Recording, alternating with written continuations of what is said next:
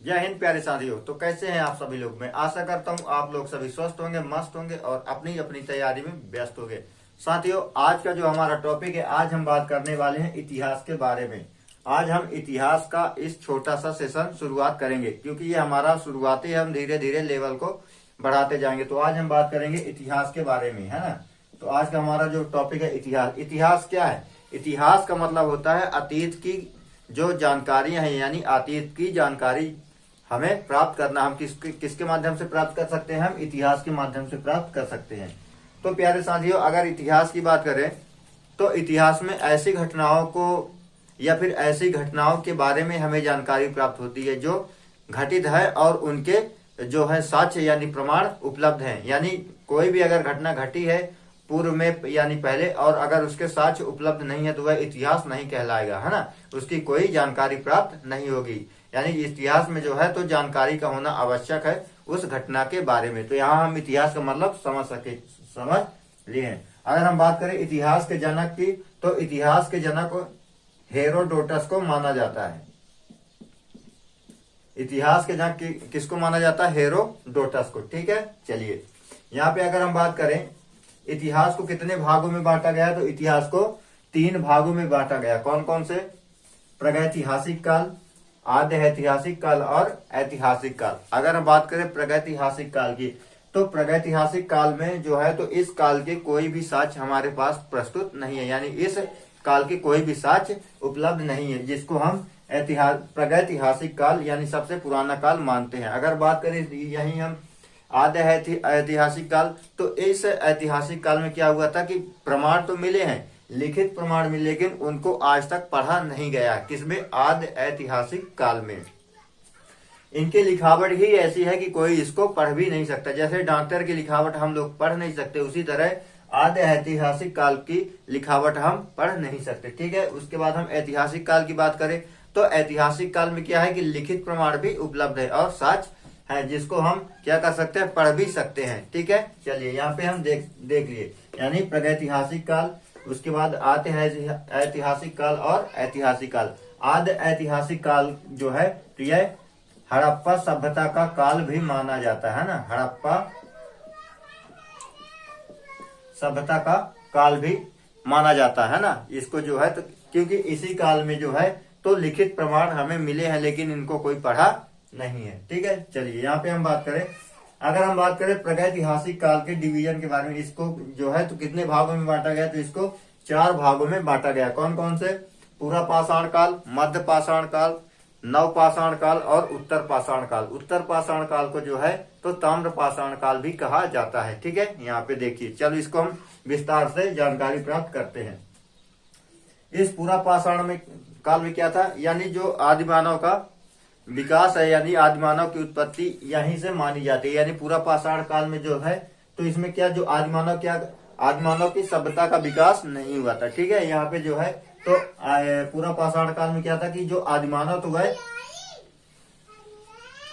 वह पूरा खाना, जैसे एक तरह से बोले तो पशु का जीवन यापन कर रहा था, यानी वह पशु के समान था। उसमें जो है तो चिंतन या तर्क की कोई भी शक्ति नहीं थी, है ना। तो इसमें क्या था, वह सिर्फ खाना, जैसे पशु क्या होते हैं कि अगर कहीं पे चारा मिल रहा है यानी खाने की तलाश में वो है कहीं दूसरी जगह चले जाते और उनको क्या कि पकड़ने के लिए उनको वापस लाने के लिए जाना पड़ता था। तो इस काल में क्या था कि जो व्यक्ति थे, जो आदिमानव थे, वह खाना परोस यानी खाने पर ही निर्भर थे, खाते पीते और पड़े रहते, वो उनका इतना ही काम था। वह क्या थे? खाद्य संग्राहक थे, यानी वो क्या है कि खाद्य की सामग्रियों का संग्रहण करते थे। वह जो है तो प्रागैतिहासिक काल में, ठीक है, किसके माध्यम से करते थे? आखेट। आखेट का मतलब उस समय की क्या जो आदिमानव थे वह आखेट करते थे, यानी जंगल से जंगली शिकार करते थे। इसी काल में अगर हम बात करें कि आग की खोज किस काल में हुई थी, इसी काल में जो है तो आग की खोज हुई थी। उन्होंने क्या कि पत्थर को रगड़ा, है ना। तो पत्थर जब आपस में टकराया तो उन्होंने देखा कि पत्थर को आपस में रगड़ने से चिंगारियां उठती है, जिसके कारण आग उत्पन्न होती है।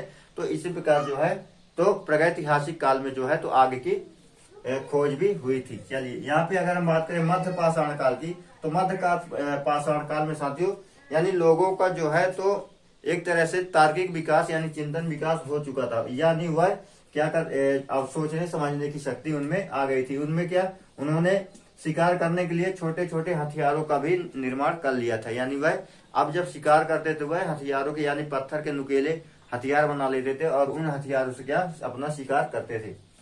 फिर वो अंत्येष्टि जानते थे, यानी अंत्येष्टि इसको एक तरह से बोल रहे कि संस्कार, यानी अंत्येष्टि का मतलब होता है संस्कार। यानी उनमें क्या होता है, किसी की अगर मृत्यु हो जाती थी तो उनको क्या हुआ संस्कार यानी दाह संस्कार करते। 16 संस्कारों की बात की गई है अगर बात करें इतिहास के अनुसार, जिसमें जो ये दाह संस्कार हुआ 16वां संस्कार है। तो वह क्या करते थे कि अगर मृत्यु हो जाती तो उनका दाह संस्कार करते थे। ठीक है, क्योंकि हर धर्म में अलग अलग दाह संस्कार की व्यवस्था, किसी में मिट्टी की, किसी में आग से जलाने की, हमारे हिंदू धर्म में। तो इस प्रकार क्या है, यह किसमें हुआ, तो मध्य पाषाण काल में, है ना। फिर अगर हम बात करें नव पाषाण काल, तो इस काल में क्या थे, लोगों का विकास अधिक से अधिक हो चुका था। मेरे हिसाब से अगर कहा जाए तो 50 से 65% जो है तो लोगों का विकास हो चुका था। इस काल में क्या था, लोग खेती करना जानते थे, यानी खेती करते थे, है ना।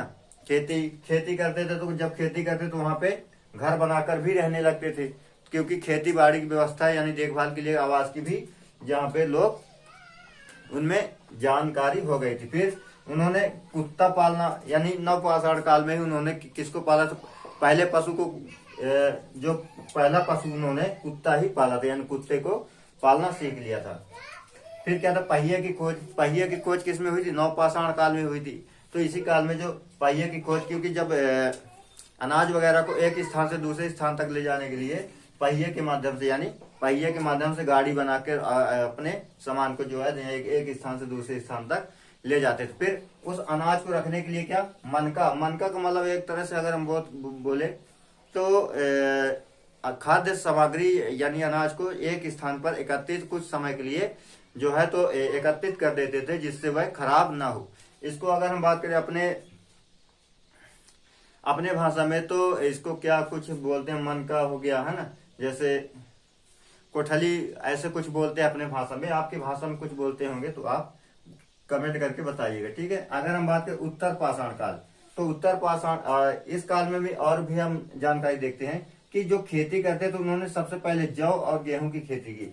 जब आदि मानव ने नव पाषाण काल में सबसे पहले किसकी खेती, क्योंकि प्रश्न में पूछता है कि नव पाषाण काल में लोगों ने सबसे पहले किस खाद्य पदार्थ की खेती की थी, तो जौ और गेहूं की, है ना। और इसका जो समय तो लगभग 7000 BC माना जाता था, 7000 ईसा पूर्व। और यह जो स्थान था जहाँ खेती हुई थी, तो यह पाकिस्तान के मेहरगढ़ में, यानी पाकिस्तान में मेहरगढ़ है, वहां पे जो है तो जौ और खेती की गेहूं या और वहां पे जो है तो नव पाषाण काल की ये साक्ष्य मिलते हैं। ठीक है, यहाँ पे जो है तो जो सुल्तान और कीरगढ़ जो है तो ये पहाड़ियां हैं, इन्हीं के बीच जो है तो यह मेहरगढ़ स्थित है। ठीक है, उत्तर पाषाण काल की बात करें तो उत्तर पाषाण काल को ताम्र पाषाण काल भी कहा जाता है, क्योंकि इसी काल में जो है तो आदि मानव ने तांबे की खोज की थी, है ना। तो यहाँ पे इस प्रकार जो है तो हम देख लिए प्रागैतिहासिक काल। अगली वीडियो में फिर हम अगर हम ऐतिहासिक काल यानी हड़प्पा सभ्यता की बात करें तो इसको जो है